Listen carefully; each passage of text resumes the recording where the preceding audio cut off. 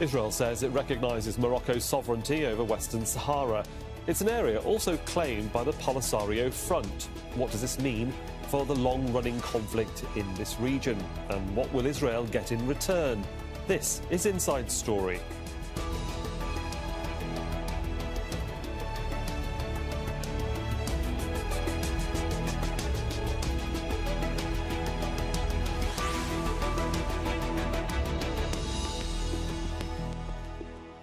Hello, welcome to the programme. I'm Sahil Rahman. Disputes over Western Sahara have raged for decades. Morocco claims it as its own, while armed groups backed by Algeria want independence. But right now, momentum may be on Morocco's side.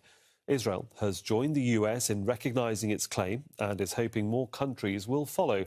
We'll put this to our panel in just a few moments. But first, this report from Fintan Monaghan.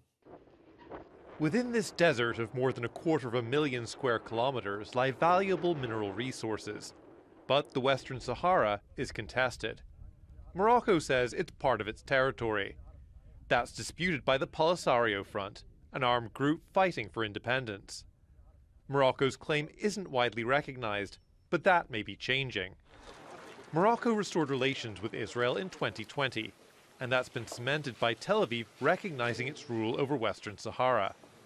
The move was overseen by the Trump administration that also granted US recognition of Morocco's claim at the same time. It was the first country to do so, reversing decades of policy. Morocco hailed it as a major breakthrough. This confirms historic and important decisions, the case of the Moroccan desert and the US acknowledgement that it is part of Moroccan lands, and the developments in the Middle East in re-establishing relations between Morocco and Israel. On the other side is the Polisario Front, backed by neighbouring Algeria. They fought a war with Morocco for more than a decade that ended in a ceasefire in 1991. UN troops were deployed to keep the peace until a referendum on the region's future, but it was never held. Morocco believes momentum is on its side. 28 states have set up consulates in Western Saharan cities, actions Morocco sees as support for its position. Spain and other European countries have also backed a plan for Western Sahara to have autonomy under Moroccan rule. Another shift some believe is in Morocco's favour. The status of Western Sahara is far from decided. But with Israel and the US backing its position, Morocco is hoping more countries will do the same. Fintan Monaghan for Inside Story. So let's bring in our guest for this edition of Inside Story. In Rabat is Abdelmalek Alaoui, the president of the Moroccan Institute of Strategic Intelligence, as a think tank. In London is Yossi Meckelberg, associate fellow with the Middle East and North Africa programme at Chatham House. And in Brussels is Mahjou Maleha, advocacy head of the Collective of Sahrawi Human Rights Defenders, a non-profit organisation. Gentlemen, welcome to Inside Story. Can I just begin with you, Mr. Alaoui, in Morocco? Why has Israel, do you think, decided on this position to recognise Western Sahara right now? Hello, Suhail. Thanks for having me. I think this is a logical continuum of the resuming of diplomatic relationship between Morocco and Israel in 2020.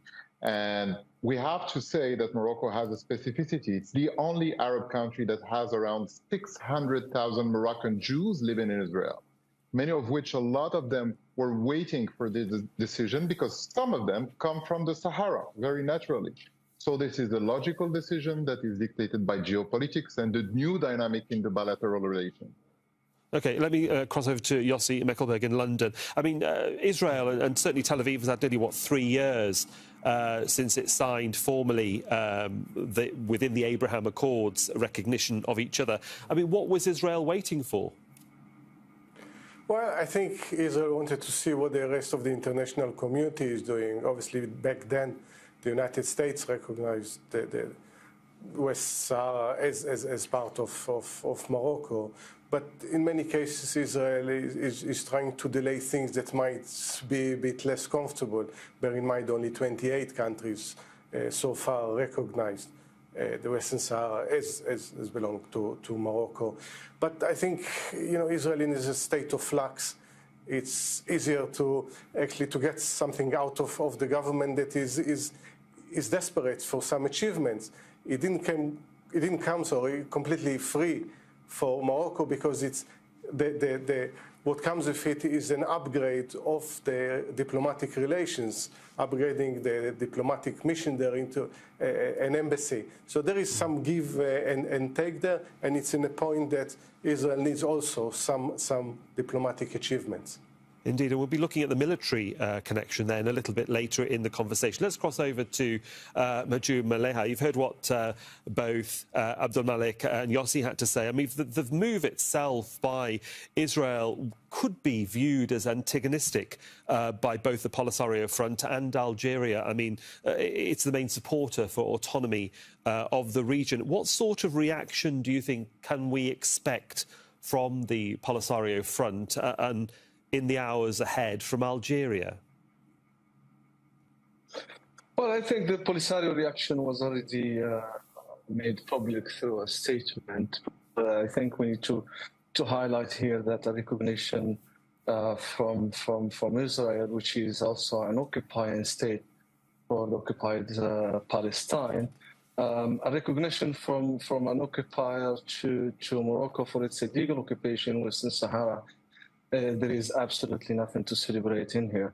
To be so desperate to legitimate an illegal presence that has been proven throughout the process of decolonization and the process within the United Nations and all the resolutions that has been confirming over and over again that the right to Sahara, to self-determination of the Sahrawi people is an obligation, an obligatory way or path toward the decolonization of the question of Western Sahara, as well as confirmed by consecutive rulings from the European Court of Justice that has been actually confirmed that Morocco has no sovereignty over Western Sahara, nor it can obtain the administering power status as it remains with Spain and remains untransferable under international law. This recognition came exactly in the same day that the European fleet left the Western Sahara waters after the Fisheries Partnership Agreement protocol came to an end with no insight for its extension.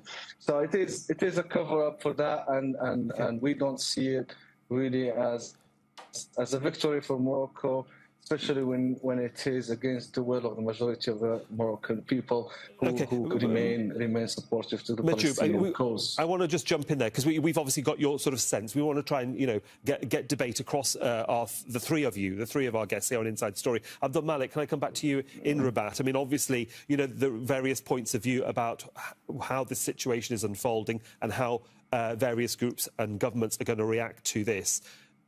For decades, though, we've seen. Sorry, the question actually is coming. For decades, though, we've tended to see confrontation in the area, not outright violence or overt fighting, as we've perhaps seen in Sudan in recent weeks and months, but described as a low-level intensity. I mean, do you think that this low-level confrontation will be heightened, tensions will be heightened, we are in danger of a conflict in any shape or form? Well, the view from Rabat is that it is very much improbable that we will have an escalation. But if we build on that, we have to understand history and we have to understand facts. As much as I'm interested in conspiracy theories that are dropped by Algerian diplomacy, we have to state very simple facts. There is a big paradox in the world today. The whole international community is screaming and shouting about separatism in Ukraine. But yet, some part of this international community is not that enthusiastic about recognizing the legitimate rights of Morocco over the sovereignty of Sahara. In Morocco, we are peace brokers. We are agents of union. And if we are to draw completely the parallel, it's very symptomatic that the Polisario Front, which is a guerrilla movement that accounts for 6 or 7% of the total Sahrawi population, that is weaponized by the Algerian regime, which is having a rivalry with Morocco, is very much so like the Wagner group in Russia. It's a militia, a paramilitary system that is used by an antagonistic country to use their internal problems and to diffuse their internal problems. So I don't think there will be escalation. Sure, you were that's fine. There question. might not be escalation, but certainly on the political front, if we just go back to August 2022, Rabat recalled back the Tunisian ambassador from Algiers when there was an investment conference being hosted by Algiers, and they invited the head of the Polisario Front, Brahim Ghali. I mean, you say you're peace brokers, but you are also very sensitive to the regional movements of the Polisario Front and who they meet and who they don't. Absolutely, but let's take a look at a very iconic image, and I'm happy that I'm speaking about this on Al Jazeera. The only Arab country that was able to have crowds cheer for its national team in Palestine and in Israel is Morocco. And we have a specificity, is that we recognize our Jewish heritage and we recognize our Berber heritage by the constitution, which is very different from what Algeria is doing, which is backing a military movement and not recognizing the rights of the Berber population in Algeria. So we are peace brokers, but we do not accept that countries that are our allies, that are in the same regional space, are meddling within our internal aspects and internal affairs. And there is common ground now and growing support for the Moroccan proposition of large autonomy, which is a form of self-determination. It has been backed by the United States, as you said, but it is backed now by Spain, it is backed by Germany. This is the sense of history. We cannot have a double standard, a standard for Ukraine, and not have the same standard for Moroccans. OK, let's go to Yossi Mekelberg in London, because obviously, you know, Morocco is hedging its bets by getting closer to Israel. So, and this confirmation by Tel Aviv over Western Sahara certainly helps that argument on the international front. Does it help with the traction further afield? I mean, is it a fair assessment that by, you might say, aligning your posts next to Tel Aviv, you know, it will get more support on the international front? Is that how you would perhaps analyse the politique right now? Let me just say something before that, because it's interesting. We see something which undermines the ability to end conflicts in the international arena. We see this kind of conflicts happen in different places, you know, whether in the Sahel, you know, the case of Western Sahara, in Ukraine, and other places, that conflicts fester for a long time until they come head on and they continue and they create tension, not only, for instance, what happened between Polisario and Morocco, but also with Algeria. So the entire region is directly into this because there are no mechanisms in order to resolve it, which brings me to your question. Yes, when you are in this situation, everyone is looking for allies. So whether it's the Polisario with Algeria, Morocco with the United States and Israel. And again, we need to look at the history of the relations between Israel and Morocco. Even without diplomatic relations, Morocco, for instance, helped to initiate the peace negotiation with Egypt back in the 1970s. Visits, unofficial one, even secret, negotiation, diplomatic engagement between Morocco and Israel are going on for a very long time. What happened with the Abraham Accord, specifically with Morocco, is basically formalizing relations that exist even then. There were reports about help by Israel with the military efforts in the Western Sahara. So in this sense, it's similar to also what happened with the UAE in the sense that there is what happened with the Abraham Accord is formalizing, making it, legitimizing and normalizing relations that to a certain extent before, and then build on this relationship.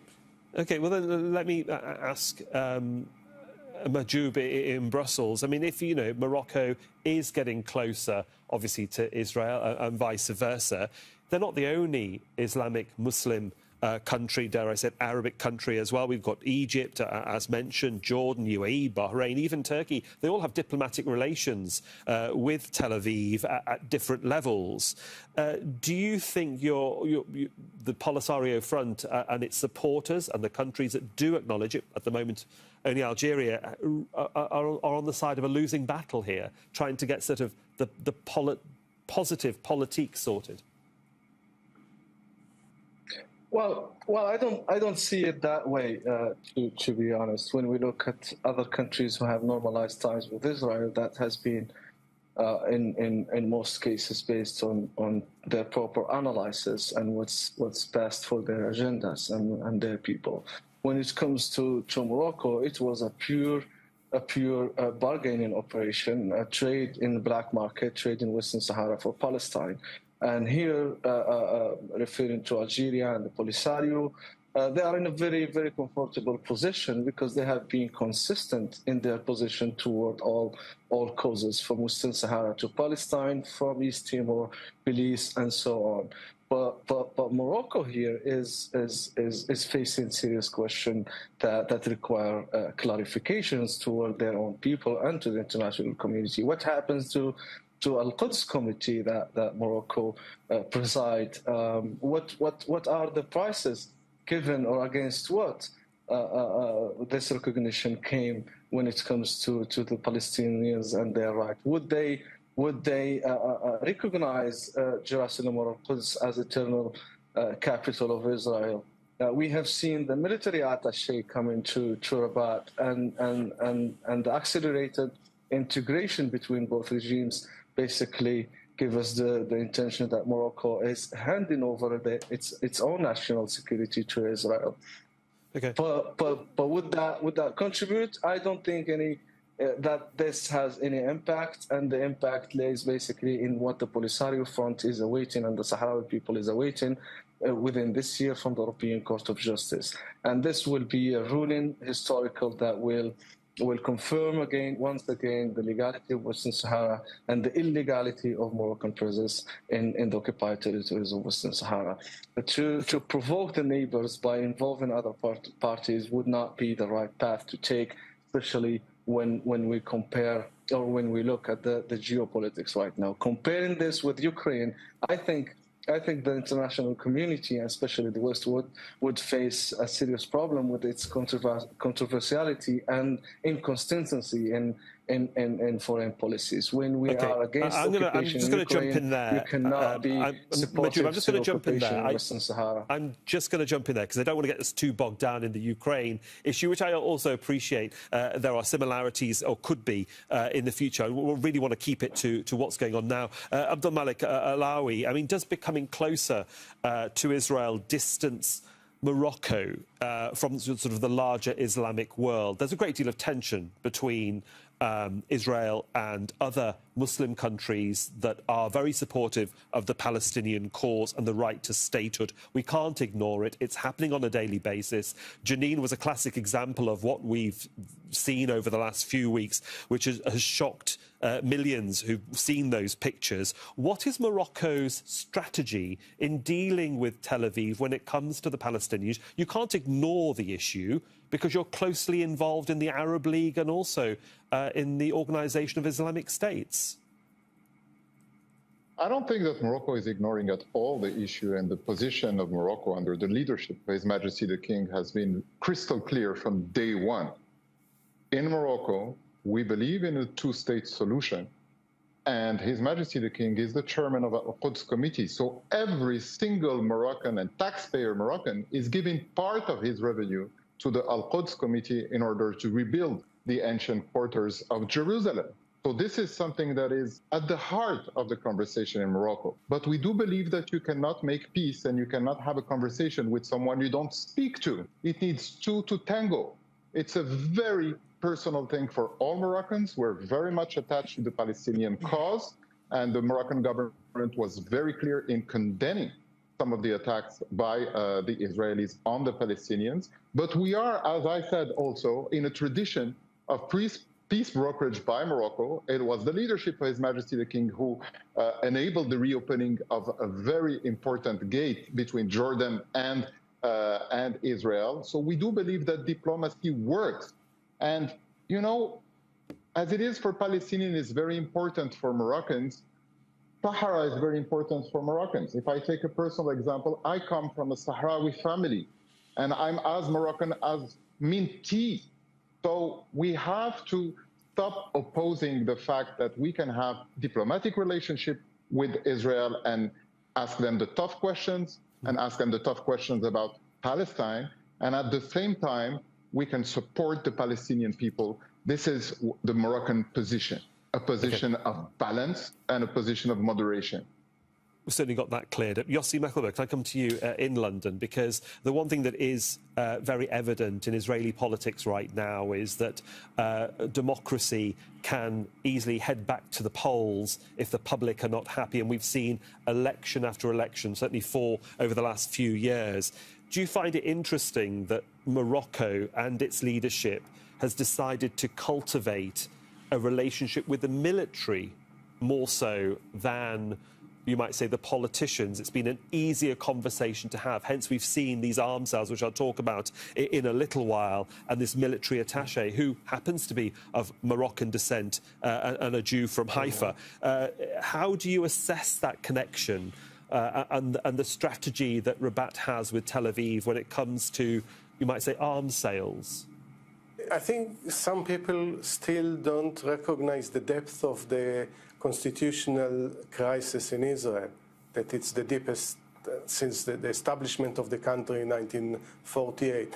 And there is an effort there which I think is artificial in differentiating, contextualizing between, yes, the diplomatic relation, the Palestinian issue, military relations with Israel. Yes, Israel is a major supplier of weapons, and which many countries would like to purchase, especially when they are in a state of conflict. But at the same time, not recognizing or turning a blind eye, but by purchasing these weapons, they supporting a country that is occupying millions of people and depriving them of basic human rights.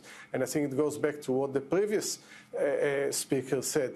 Yes, Morocco says certain things about the Palestinian issue, but all the countries that signed the agreement with Israel, on the one hand, yes, we would like to see more cooperation and diplomatic relation normalization, but without ignoring the Palestinian issue, A, because it's morally wrong, and B, because it's going actually to harm their own interests. And there is the issue of that when it comes to the supply of arms and the arms trade, that people are ready to turn a blind eye. What does it mean? What are the implications for others? As long as one makes a lot of money out of it and the other is getting the kind of weapons that they would like to purchase.